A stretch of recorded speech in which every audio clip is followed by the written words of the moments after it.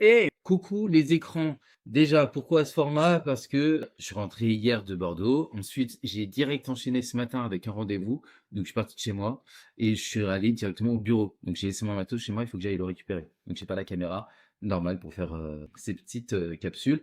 Donc, là, j'utilise une autre caméra. Voilà. Le jeudi, je m'étais dit, j'allais vous raconter des expériences que j'ai eues sur le terrain qui peuvent être drôles ou pas sur le coup. Et là, je vais vous parler d'une expérience que j'ai eue avec ceci, un drone, le drone FPV, que j'ai fait voler dans un bâtiment, sauf que la réception n'était pas assez bonne pour pouvoir rester à un endroit fixe et le faire voler.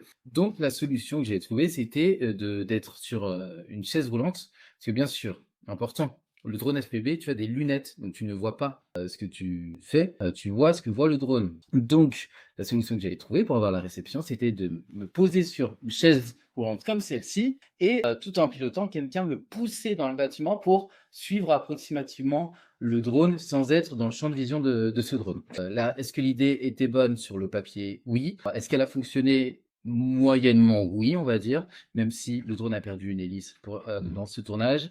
Et est-ce que c'est une bonne idée? Moyen, parce qu'en réalité, ça donne énormément la gerbe, parce que tu vois quelque chose qui avance à une certaine vitesse, sauf que toi, tu n'avances pas, puis tout d'un coup, tu avances, puis tu sens que tu tournes, parce que la personne qui me poussait, Théophile, il me guidait dans le bâtiment, parce que moi, j'ai l'impression de ne pas bouger en regardant quelque chose qui bouge, qui tourne quand je tournais pas. Bref, si vous pouvez ne pas faire ça, je vous le déconseille. Mais c'était une expérience très très très drôle, très sympathique. Si c'est à refaire, je le referai parce que j'aime bien ce type de contenu qui sort un petit peu des sentiers battus et ça ressemble bien à OTA Production. On se dit à demain, vendredi. Bye bye les écrans.